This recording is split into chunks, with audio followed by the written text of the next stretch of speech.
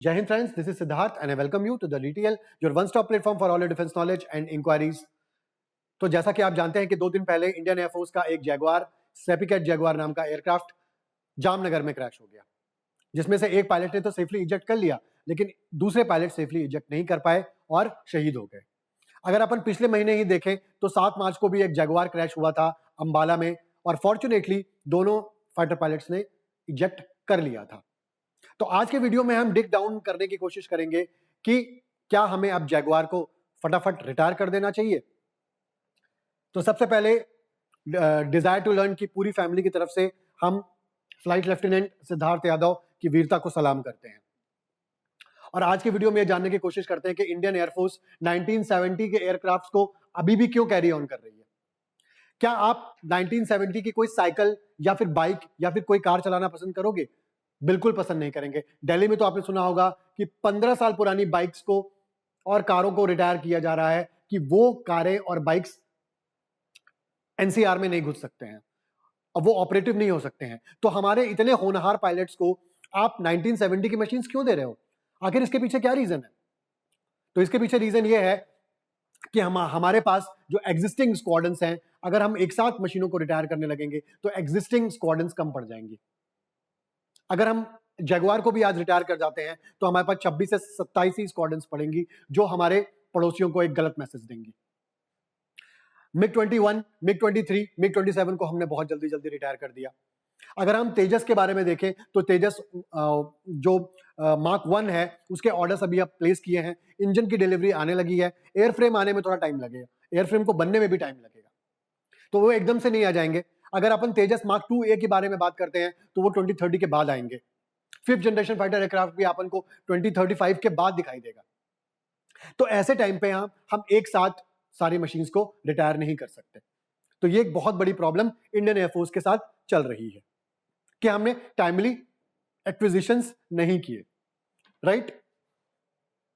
तो चलिए आज हम जैगुआर के बारे में थोड़ा जानने की कोशिश करते हैं। तो जैगुआर को हमने 1973 में खरीदा था और ये यूके और फ्रेंच ओरिजिन का था।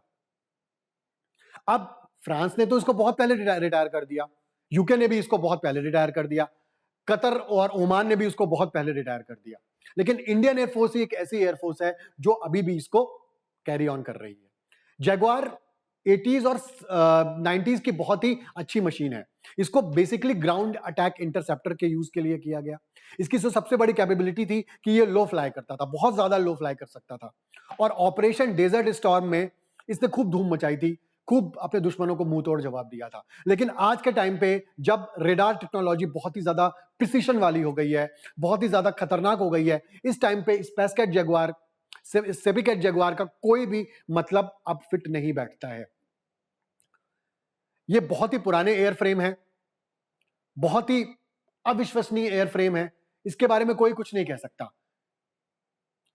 इंडियन एयरफोर्स की मैं आज आपको बात बता रहा हूं कि आज 2 दिन पहले क्रैश हुआ है, कोर्ट ऑफ इंक्वायरी होगी, उसका रिजल्ट आएगा और ये ग्राउंडेड एयरक्राफ्ट वापस से फ्लोर पे आ जाएंगे और एज यूजुअल हमारे जो होनहार फाइटर पायलट्स हैं उनको फिर से फ्लाई करेंगे अपनी जान को हथेली पे रख करके। तो आइए अपन जानने की कोशिश करते हैं कि एक्चुअली प्रॉब्लम क्या है। इसका प्रॉब्लम है सबसे पहला इसका इंजन, जिसको अपन रोल्स रॉयस का एडोर MK871 इंजन भी कहते हैं। ये इंजन आप देख सकते हैं छोटे हैं और ये इतना ज्यादा एनर्जी प्रोड्यूस नहीं कर सकते। हालांकि जो जैगुआर है वो ट्विन इंजन एयरक्राफ्ट है, लेकिन फिर भी वो उतनी ज्यादा ताकत, उतनी ज्यादा प्रोड्यूस नहीं कर पाते हैं। तो पहला रीजन है engine failure and under developed thrust. ये इतना ज्यादा थ्रस्ट पैदा नहीं कर पाते, जितना थ्रस्ट एक मशीन को चाहिए वो उतना ज्यादा थ्रस्ट पैदा नहीं कर पा रही है।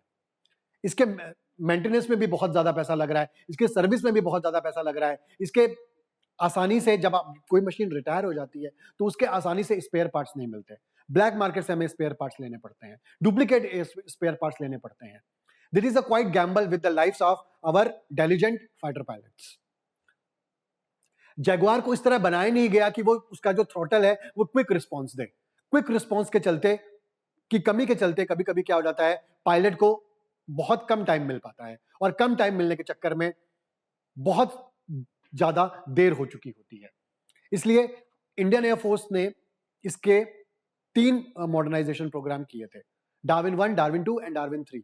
तो डार्विन 3 में ये बोला गया कि इसके इंजन्स को हम एडोर को हम रिटायर कर देंगे और उसकी जगह हम नए मॉडर्न इंजन्स लेकर आएंगे। हनीवेल F125N के बारे में विचार किया जा रहा था, लेकिन जो सेंट्रल गवर्नमेंट है उसने उसको बोला कि नहीं चलो बाद में करते हैं, काफी ज्यादा खर्चीला है और एक पुराने एयरफ्रेम में हम नए इंजन को डाल करके क्या साबित करना चाह रहे हैं। हालांकि ये बहुत ज्यादा जरूरी थे, लेकिन हमने वो चीज नहीं की। हालांकि इसका लैंडिंग गियर बहुत अच्छा है, लेकिन अगर मशीन ही आपके कंट्रोल के बाहर है तो लैंडिंग गियर का क्या आचार डालोगे। दूसरी प्रॉब्लम है इसके साथ स्ट्रक्चरल फटीग और एयरफ्रेम एज। 40 साल से भी ज्यादा पुराना है इसका एयरफ्रेम, जो इसकी बेसिक बॉडी है। इसमें से छोटे छोटे फटीग स्टार्ट हो गए हैं, छोटे छोटे क्रैक्स स्टार्ट हो गए हैं, क्योंकि अचानक इतने ज्यादा स्पीड में आप फ्लाई करते हो तो अच्छा खासा एयरफ्रेम भी टूटने लग जाता है, उसमें हल्के हल्के ग्लिचेस आने लग जाते हैं, जिसकी वजह से एक्सीडेंट्स होने की बहुत ज्यादा संभावना हो जाती है। ठीक है, आप इसको मॉडर्नाइज करोगे, लेकिन जो बेसिक स्ट्रक्चर है, जो मॉडर्नाइजेशन फाउंडेशन है, वो तो नहीं कर पाओगे ना आप। तो ये एक बहुत बड़ी प्रॉब्लम है। तीसरा है flight control and hydraulics failure.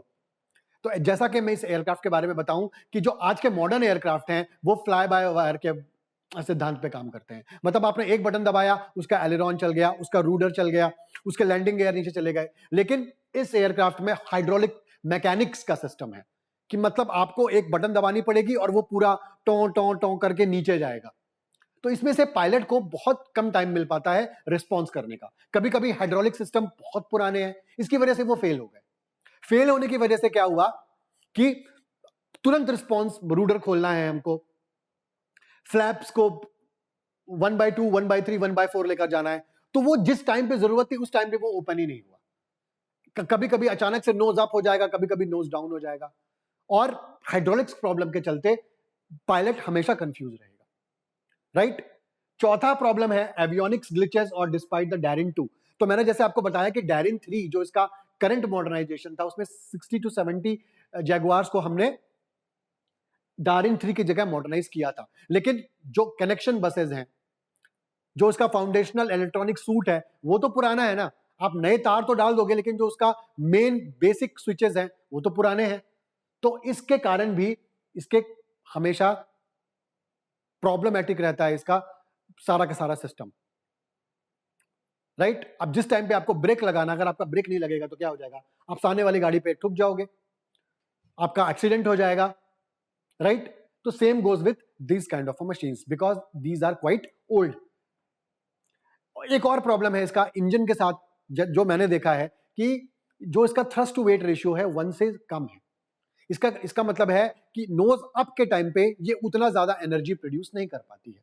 इसीलिए इसको कमी को दूर करने के लिए सेपिकेट ने क्या किया था कि इसकी फ्यूल कैपेसिटी को कम कर दिया था। तो फ्यूल कैपेसिटी को कम करने का मतलब है कि आप हार्ड पॉइंट्स में अलग से फ्यूल लेकर के चलो। राइट। इसका मतलब इसकी वेपन कैरिंग कैपेसिटी कॉम्प्रोमाइजेबल है। नीचे आपको कैनन लगाना पड़ेगा, कुछ एयर टू एयर अपन मिसाइल्स ही लगा सकते हैं, बाकी ये किसी काम का नहीं है। राइट।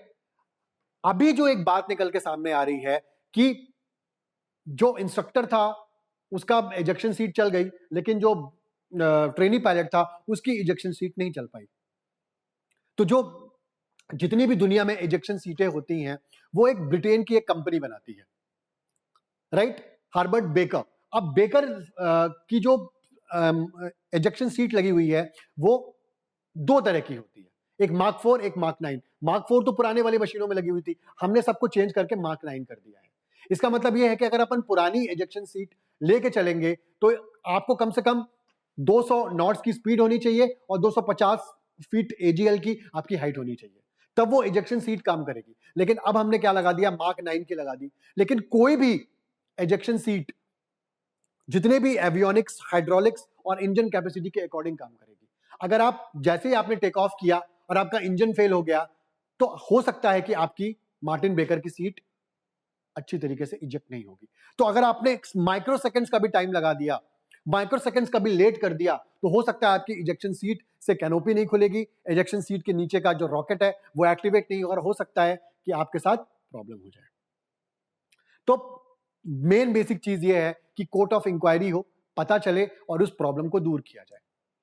ये तो एक शॉर्ट टर्म सॉल्यूशंस हो गए जो हमें करने ही पड़ेंगे। लॉन्ग टर्म सॉल्यूशन एक ही है कि इन सारी मशीन्स को रिटायर करो। मैं नहीं बोल रहा कि एकदम से रिटायर कर दो, डार्विन 1 डार्विन 2 को रिटायर कर दो, डार्विन 3 को अभी कुछ दिन तक रखो, जब तक तेजस की डिलीवरी अच्छी तरीके से स्टार्ट नहीं हो जाती है। तेजस की डिलीवरी स्टार्ट हो जाएगी, हम इसको फेज मैनर में रिटायर कर देंगे। लेकिन आज की बात है कि इन जैगुआर्स को मिराज 2000 और मिग 29 के पहले हमें रिटायर करना पड़ेगा, क्योंकि जो कंडीशंस, ओवरलाइन कंडीशंस सामने निकल के आ रही हैं और उसके इंजन के साथ प्रॉब्लम निकल के आ रही है, एडोर इंजन के साथ, वो बहुत ही ज्यादा डेविस्टेटिंग साबित हो रही है हमारे लिए। क्योंकि आपको पता होना चाहिए कि एक फाइटर पायलट को तैयार करने में इंडियन एयरफोर्स का कम से कम 20 करोड़ रुपए खर्च होता है।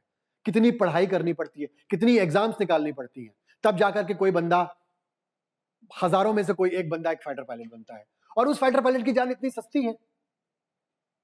तो इंडियन एयरफोर्स के बाद भी कोई काम ऐसा कुछ नहीं है, क्योंकि उसको एक ऑपरेशनल स्क्वाड्रंस बना करके चलना है, राइट। ये तो हमारी पुरानी गवर्नमेंट्स की प्रॉब्लम है कि उन्होंने टाइम पे इक्विजिशन नहीं किया।